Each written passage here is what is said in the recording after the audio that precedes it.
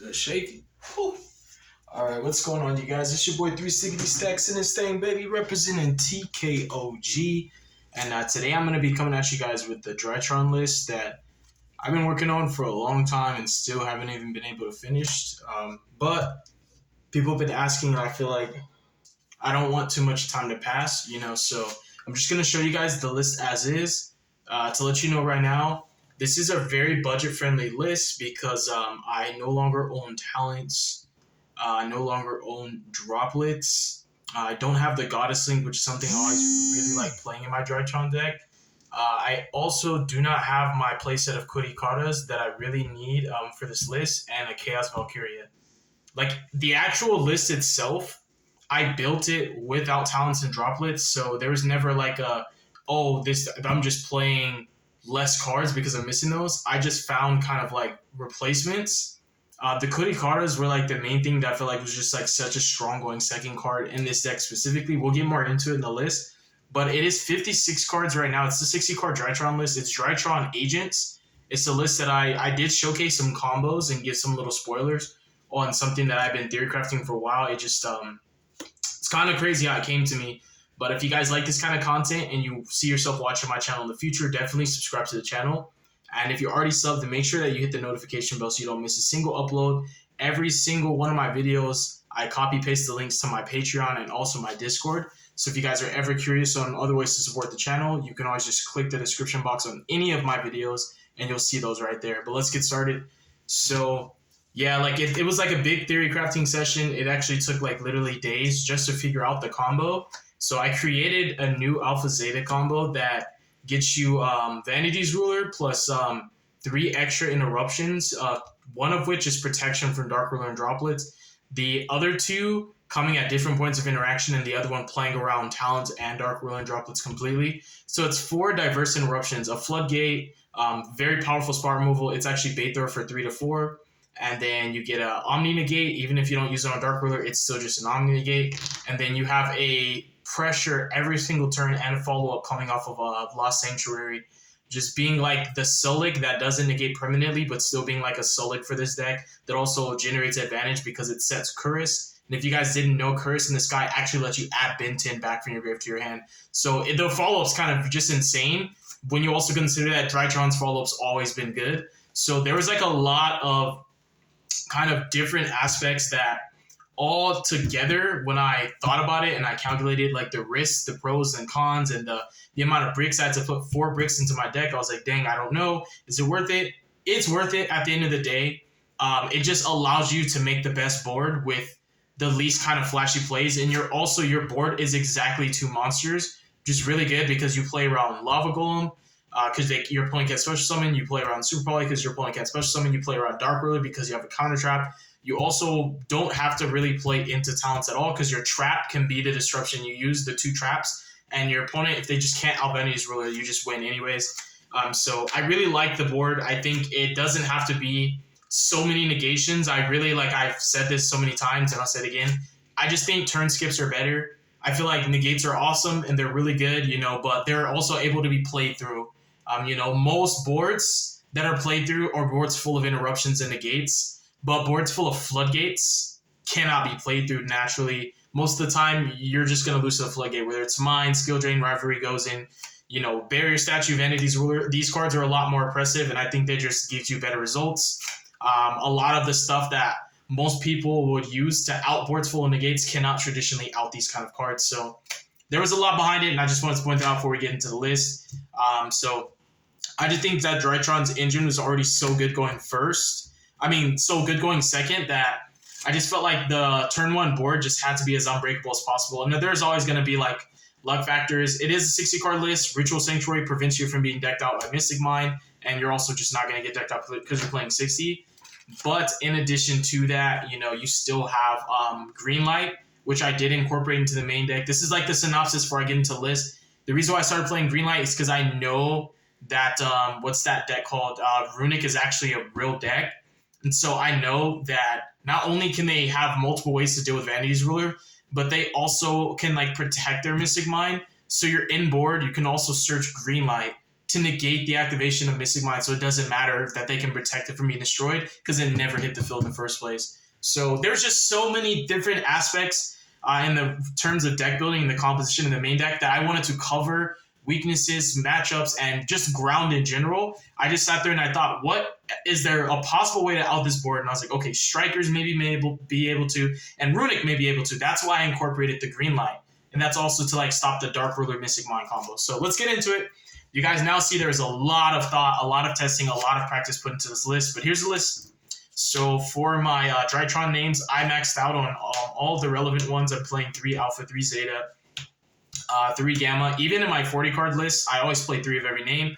I think hard drawing names is better than drawing the spells that access them because it helps you to beat a lot of cards post-siding. It helps to counterplay Virus as much as you possibly can. Even though it's not as prevalent, pure Telements right now is like the most prevalent and the most popular variant that you're running into, but the combo one's kind of still there. You just got to be mindful. I also like to play Beta. It's a different name. The main thing for me is because I have so many ways to access names that a different name for me comes up a lot because I will have burned through all 4 and I'll have an additional way to search, and it's just another way to trigger another Binton. Like this card actually lets you combo out of there's interruptions that this deck just naturally plays through, and then there's interruptions that are just always going to be good. Like Bell and Crow are always going to be good, and like the Bicep cards. And like this card just naturally is just like a different name that puts the same level 1 body that you need on field to actually play. So I just think it's super vital.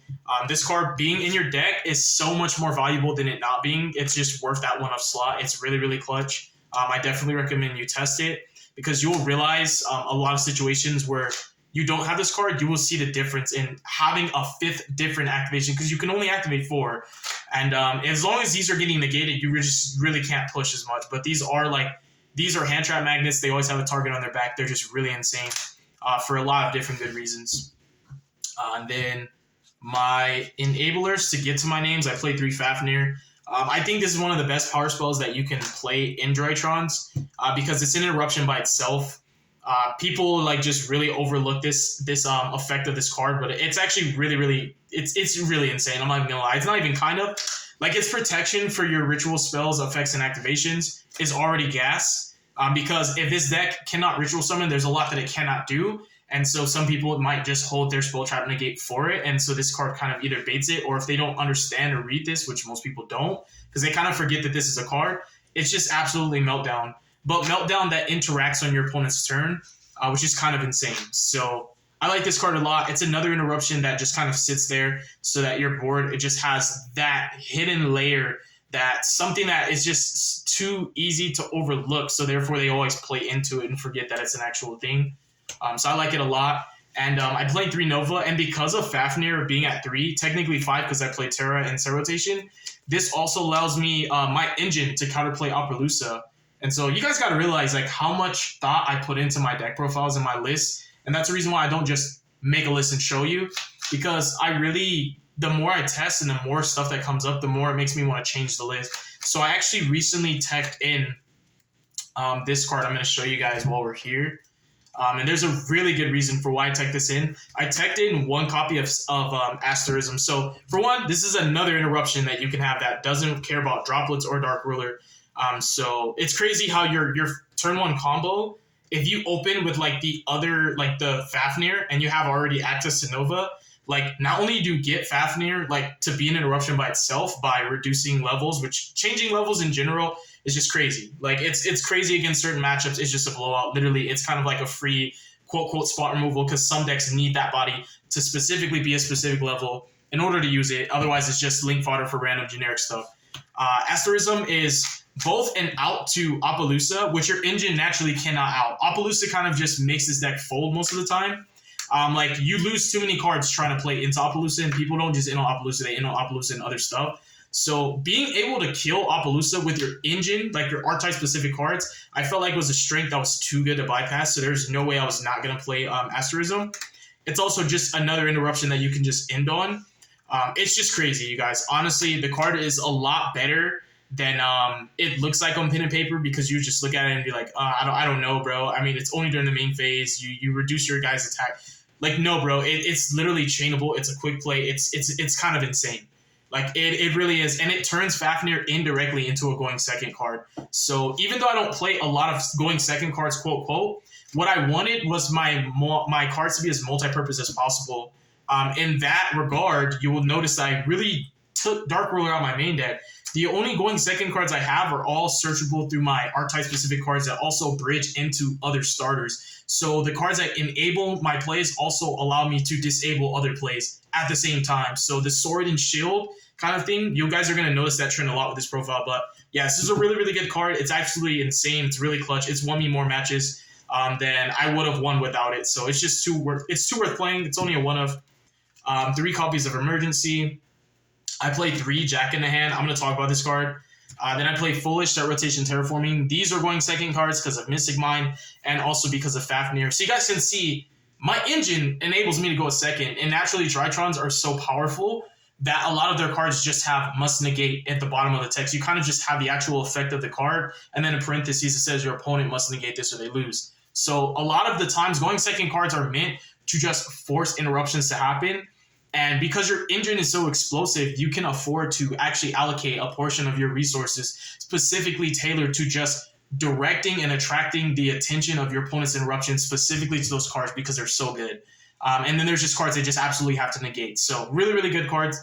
With Jack in the Hand, another good reason for why I started playing this, besides it being just a great starter, was the incorporation of Kurikara into my deck, which I just really feel like this deck just has to play. There's no Drytron list that should not play Kurikara. Every Drytron list I see without it, it just blows my mind because you guys just don't understand the value. I'm going to talk about that right now, but this enables you to reveal Kurikara. This is a very similar approach I had when I played this inside of my Flunders. I played DD Crow as a target to reveal, and what it essentially says is no matter what you take, I will get a card that allows me to either keep playing or a card that kind of disables your engine, the functionality of your engine. When I was using this in Flunder and I revealed DD Crow, a lot of times playing Despia, they sometimes had to take the Crow because if they didn't take the Crow and they just tried to take your Rombina and pray to God you didn't have another starter, now your Crow disables their branded in red, so they were essentially just kind of just sitting on a Scythe Lock that didn't do anything to you and like a Mirror Jade that they potentially didn't use yet. With this deck, Kurikara is kind of insane. It's an effect. Its summoning mechanic is just literally an inherent summon. So it disables floaters like all the tier limit cards. It's a level 1, so it's literally an extender through I don't know how many interruptions because they're either going to not let you get to Fafnir or when you get to Fafnir, this is going to have a target on its back because people just can't let their card resolve. It's too much advantage. Like, it's literally, this is your Kit Kalos. If this card resolves and you get to detach the Ritual Summon, you're so far ahead that most decks cannot keep up because your engine is now there. So the follow-up's there, they have to kill you, or otherwise every turn they're going to be forced to use their interruptions just to stop you from trying to play, because if this deck's allowed to play, it's just so unfair. It's unreal how unfair that Drytron actually is, and it's just been overlooked because it's not as popular as other decks, but it's really unfair. It really is. Kurikara being revealed as a target for this pretty much now says, like, you either let me play or I break your board and play anyways. So this turns into a must negate now, because now when people understand that Kurikara is a target that you can reveal, they sometimes just have to negate this because they either take Kurikara, which cannot be used right now on their turn anyways, or they give you a starter, and to give you a starter, which is just a problem, or they take the starter and give you Kurikara. So now if they hand trap you or throw interruption, well, specifically they use the interruptions on their field, which this also allows you to out Appaloosa, technically speaking, if you get Kurikara off of it, because you can just tribute that to summon it, and it's a level 1 for Mew Beta. And this is the other thing, it's a fairy. It's a fairy, which actually is super relevant. So, like, in the Herald variant that I have, like the more pure Herald Perfection variant, Kurikara is also like a fairy that Herald can use for his effect, and also Orange Light and Green Light can still do the same. So this card is just such good value.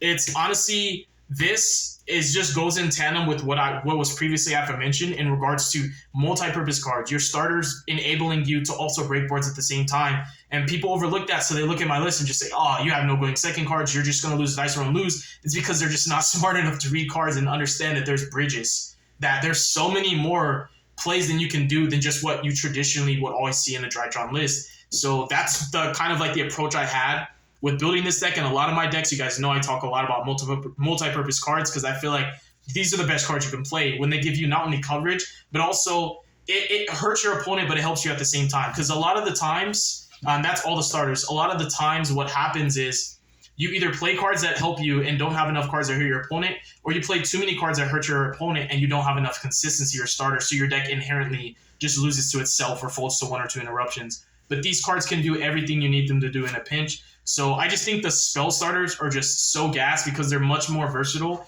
than the Drytrons, but where the Drytron shine is they don't really lose to like a lot of post-siding cards. So absolutely insane.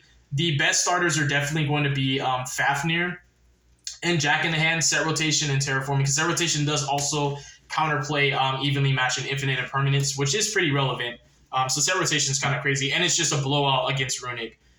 They literally have to activate their spells, so sometimes you just Set Rotation and just win just off of that. For the blue stuff, we have Sanctuary. So Las Vegas and 3 copies of Prep. These are kind of crazy, but with Ritual Sanctuary, I really, really like this a lot because it counterplays Mystic Mind on an insane level. Like you just do not get decked down. It also enables you to just trade dead cards for better cards. It also, keep in mind, it searches a light ritual monster, so you can actually search your Big Daddy off of this as well. So really, really good card. Just such a good enabler, and it just makes Set Rotation and Terraforming that much more of multi-purpose cards. The functionality of the cards that I put into this deck there's so much put behind it that there's just like 4 or 5 things that a lot of my cards do that people just don't know until you see it actually come up, the scenario that I put it in for. And some might consider it, it's a niche scenario, it's not going to come up. But for me, the scenario is relevant because if I know that I can lose, even if it's not a popular thing, just the fact that I know that it's being played, I have to prepare for it in my main deck. I can't be caught slipping playing a 60-card deck and not have main deck preparation, because post-siding my side decking is going to be a little bit weaker than others because I'm playing so many more cards, so there's a less chance of seeing them. So you guys just got to understand that. The Megaliths for the blue cards, Triple Princess Katana, my baby, she back, yo. It's about time, bro. She never deserved to spend the time she did on the list, but she off, and we happy about that. I did 10, Princess Natasha, and also Draco Nids. I actually am not playing Herald in this variant. I tested with and without, and I had to change too much of my main deck to incorporate Herald. So I have another list that just is more focused on just like pure Herald and the fairy stuff, and it's a 40-card list with pre-prep. This list is just kind of just a lot better, even though Herald seems like so powerful, and he's one of my favorite cards of all time. But honestly, like I said, the turn skips and the protection I think is just so much better than just flat negates. So I just really like this lineup. Nothing's going to change. These are all relevant. These will all come up, especially Natasha. And the Megaliths just enable you to play through more with them than you can without them. So they're just too good to not play, in my opinion. I just cannot not play them. They also enable like Baron and Dweller plays, which Chaos Valkyria, again, is one of the cards that enable that as well. Fairy stuff, we have Ruler. We have 1 copy of Diviner. We have 1 orange, 1 green, and 1 Lancia. Coverage. Runic, Mystic Mind decks, just if you're playing combo and they might like have double Dark Ruler, you just never want to be, you never can be over prepared for these kind of situations. You want as much as you can get. So having like orange or green light backed up with Counter Trap, Fallen Sanctuary, and Bethor, and potentially like more, it's just kind of crazy. Lancia for the Flunder matchup and just other decks in general. Lancia is kind of just a blowout against certain rogue decks. And I'd rather main it than side it because it just gives me more space and flexibility. And there's just so many things that are more popular than they used to be. More going second stuff is Mystic Mind, Called By. I do play 2 Meteonis. I've played 2 Meteonis since like Drytron ever came out. I've never not played 2. Cards too clutch. For the Agent Engine, I don't play any of the monsters. I used to play Neptune. There's a lot of combos where I was dumping Neptune off the Link 2 and banishing it to summon Chaos Valkyria and just getting like Sanctuary in the Sky. But I found that it wasn't that it was convoluted. It was just like so many extra steps when I could just literally dump this off the Link 2 and search this off the Link 3 and have both because Griffin could just set the other. It was just easier. It skips steps, and it just enabled me to play less of the like cards that I don't want to play. I like the Curus a lot. This was like the most ideal target for Fallen because this has to set when you activate it. That's why I play 2, because I'm very unlucky and I'll play 1 and draw, and then this cannot be activated. So this is dead. So my other list was playing the actual field spell. So this was always live. But I like this because it gave me another disruption that still made this live, but also gave me follow-up at the same time. And it's pressure for your crackback. So if your opponent like Dark Rulers, you can clear your field, but this is up. Like this follow-up This can force a negate. This getting Benton, so now you're like you summon Vanity's Ruler turn 1. So like when your DRYTRON tributes Benton for cost of this and then negate it, now Benton resolves and you can get like Diviner and just keep playing. It's just really crazy. It's really good. Chorus is just, don't sleep on this card. It's so broke. And if this is up on the crackback, this is a +1. It's just ridiculous. It's like a reverse engage. This card is very good. If you have not played the Ancient cards when DRYTRONs, but I'm pretty sure I'm the only one who has, so nobody would really know this, but this card is really insane. It has more value than like a lot of other cards in your main deck after turn 1. Like, it's just so broke. So gross. Extra, I played 3 Mu Beta. The combo that I created with the 2-card Alpha Zeta, you have to use exactly 2 Mu Betas for that. So I always like to have the 3rd just in case. Downer, Beatrice, Zeus, Beatrice, Pulsating. Beatrice is insane because of Griffin. Targets. Anima and Geo, these cards are not respected a lot. I respect these even if I don't even know what I'm playing against, but these cards are not respected, so people play into them all the time. It just allows my deck to be more insane going second. Again, you guys just don't even understand. This deck doesn't even really need a lot of going second cards. It really doesn't. I really like Talents and Droplets because Droplets can counterplay Dweller, and Talents helps to counterplay Bystead monsters, but again, I don't have those, but it's totally fine without. The Unicorn, the 2 Agent Link monsters, these are for the combo. Cards are just really good on their own. This card's crazy going second. Just pop a card for no reason. Parshath is broken. You can actually just hard search Vanity's Ruler or any fairy you want if you already have Sync. And then we have Appaloosa and Griffin. These cards are so good. I normally play a Kill You Link for, but I've been testing Appaloosa because like naturally I'm just able to kill so much just with all the pressure that my deck already has. So I've just been testing Appaloosa. Appaloosa High Key is going to be swapped out for Dweller when I do finally get my Chaos Valkyria. And that is the list, you guys. Really hope you enjoyed it. Thank you so much for tuning in. I really hope you guys just... How do I say this? I really hope you guys try this out and don't just write it off as bad because this list is actually incredible, you guys. Like High Key, I really want you guys to try this because this list is so much more broken than it even sounds like. The way I'm hyping it up, it's even better than that. This is like the best DRYTRON list I've played in my life, and I built a lot of different ones. Even when like Verde was legal, we were running on Dragoon and all that crazy stuff. This list is just crazy. So definitely try it out. Don't just write it off as like a bad list just because it's 60 cards and it plays weird stuff people don't play. Try it yourself. You will definitely like this, I promise you. Y'all have a beautiful night, all right? Deuces.